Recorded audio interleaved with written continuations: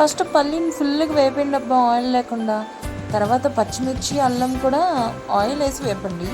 తర్వాత చింతపండు, పచ్చిమిర్చి, అల్లం ఏదైతే తీసుకున్నామో ఇవన్నీ కూడా ఒక మిక్సీ జార్లో వేసేయండి పల్లీతో కలిపి. కొంచెం వాటర్ పోసి మిక్సీ జార్లో వేసి గిర్రని తిప్పేయండి. అది కొంచెం ఒక కన్సిస్టెంట్లో వస్తుంది. అదే మనకి పల్లీ అనమాట, పల్లీ చట్నీ అనమాట. సో మళ్ళీ కాసేపు అయిన తర్వాత పొయ్యి మీద ఆయిల్ పోసి తాలింపు సరుకులు, ఎండుమిర్చి వేసి కాసేపు కొంచెం చేంజ్ వస్తుంది కదా, కలర్ చేంజ్ అలా వచ్చే వరకు చేసి ఈ చట్నీ ఏదైతే ఉందో అది అందులో పోసేయండి. పోసేసిన తర్వాత వెంటనే కాసేపు జిమ్ జిమ్ జిమ్ అని తిప్పేయండి. అంతే, మన పల్లి చట్నీ అయిపోయినట్టే. చూసారా, 1 మినిట్లో మీకు ఎంత చక్కని పల్లి చట్నీ చెప్పేశాను.